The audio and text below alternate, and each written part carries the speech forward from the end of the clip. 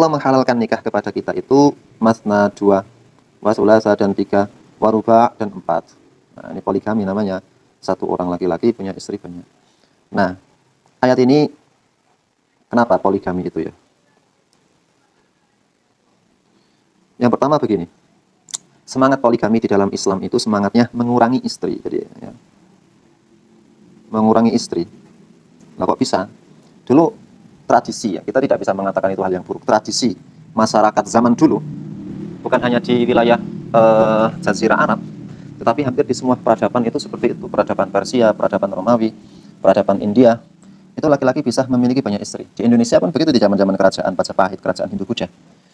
Satu laki-laki bisa dia mempunyai banyak istri. Selir, gundik, macam-macam itu. Nah, Islam itu membatasi 2, 3, 4, ya dibatasi 4 saja. Kalau kamu mau punya istri banyak, silakan. Tetapi ada batasannya 4, nggak boleh lebih. Jadi sekarang itu kita nggak lakukan poligami.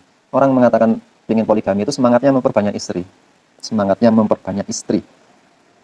Tapi dulu Islam semangatnya mengurangi istri. Nah, itu yang pertama. Yang kedua, poligami itu berurusan terkait hifdzun nisa, menjaga perempuan. Ya. Menjaga wanita. Maksudnya apa? Banyak nubuat Nabi SAW yang menyebutkan akhir zaman itu jumlah wanita akan lebih banyak daripada jumlah laki-laki. Berbagai macam sebabnya. Laki-laki banyak kecelakaan kerja. Laki-laki banyak terbunuh dalam medan perang. Sehingga jumlah laki-laki sedikit. Jumlah perempuan banyak. Itu kalau syariat tidak menghalalkan poligami, tidak menghalalkan poligami, lantas bagaimana dengan nasib wanita-wanita yang lainnya yang tidak kebagian laki-laki? Misalnya ada populasi laki-laki 1 juta orang. Kemudian populasi wanita di dunia ini ada 4 juta orang. Kalau Islam itu hanya membatasi satu laki-laki hanya boleh menikahi satu laki-laki. Terus yang 3 jutanya kemana itu mereka akan pergi? Wanita itu butuh disayang, butuh dikasihi. Kalau nggak ada syarat syariat poligami, itu kemana itu kasihan? Yang ketiga, menjaga laki-laki. Menjaga laki-laki. Poligami itu juga menjaga laki-laki ternyata dari terjerumus kepada perzinahan. Tidak dipungkiri kadang laki-laki sudah menikah dengan seseorang wanita, kemudian tidak mendapatkan kecocokan dalam hubungan seks misalnya, atau nafsunya terlalu besar, tapi istrinya itu tidak kuat untuk mengijabahi nafsu yang begitu besar. Maka agar tidak jatuh pada perbuatan zina, maka ada syariat poligami. Ya, kalau kamu masih kuat, tenagamu lebih-lebih, ya sudah nambah 1 lagi. Jadi punya istri 2. Tenaganya masih besar, ya tambah 3. Masih ada tenaga sisa, ya tambah 4 gitu. Kalau memang full seperti itu.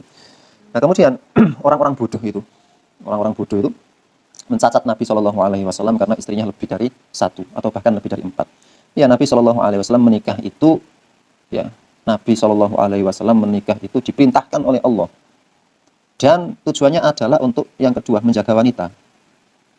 Maka istri-istri Nabi semuanya itu adalah janda, kecuali Sayyidatuna Aisyah radhiyallahu anha. Yang lainnya janda. Dan pada usia-usia yang sudah sepuh, pada usia-usia yang sudah tua. Jadi Nabi menikah, kalau dikatakan Nabi itu menikah gara-gara nafsu, karena nafsu, ngapain Nabi menikahi janda? Janda ada yang udah punya anak, macam-macam. Sudah bekas orang gitu maksudnya. Kalau masalahnya adalah kalau Nabi itu menikah karena nafsu, ya Nabi menikah cari-cari anak-anak sahabat yang masih belia-belia itu dinikahi. Tapi tidak. Nabi menikah dengan wanita yang masih belia itu hanya dengan Sayyidatuna Aisyah. Yang kedua, orang-orang bodoh itu mengatakan Nabi menikahi anak kecil yaitu Aisyah. Orang masalah menikah itu masalah peradaban ya, masalah keadaban, masalah ya thaqafah mahalliyah. Dulu orang Arab tidak menjadi masalah orang menikahi anak-anak. Ya, tidak jadi masalah. Dan di dalam peradaban yang lain itu juga sama. Tidak masalah anak menikah dengan anak-anak.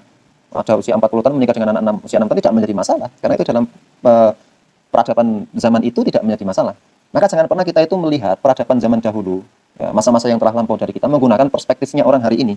Nanti kacau, ya tidak bisa adil. Ya.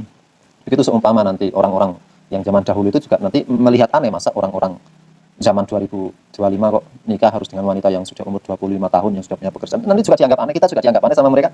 Sebagaimana kita menganggap aneh mereka. Nah, agar tidak saling aneh menganeh, ya sudah difahami, peradaban mereka itu berbeda dengan apa yang ada pada hari ini gitu.